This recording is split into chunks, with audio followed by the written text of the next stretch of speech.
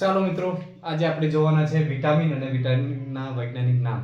બે વસ્તુ જોવાનું છે જે અગત્યના છે, કદાચ જોડકા સ્વરૂપે તમને પૂછાય છે કોન્સ્ટેબલ પીએસઆઈમાં પૂછાયવાની સંભાવના ખરી.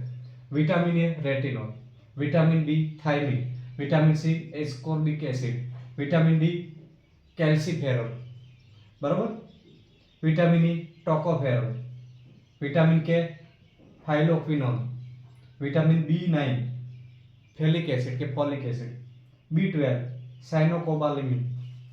હવે આ રીતે અલગ અલગ નામ છે આના. તો આપણે અગત્યના છે આટલા છે કે શું અને વિટામિન બી12 કદાચ પૂછાય, નથી પૂછાતો, પણ આટલા જે અગત્યના છે પૂછાયેલા છે. આપણે ફરીથી રિવિઝન કરીએ.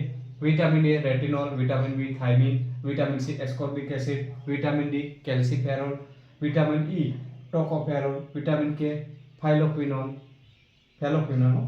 Vitamin B folic acid, vitamin બી12 સાયનોકોબાલામિન.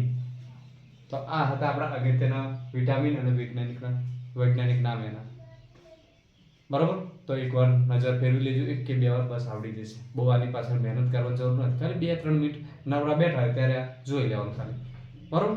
મળીશું નવા વિડીયોમાં. ત્યાં સુધી જય હિન્દ, જય ભારત.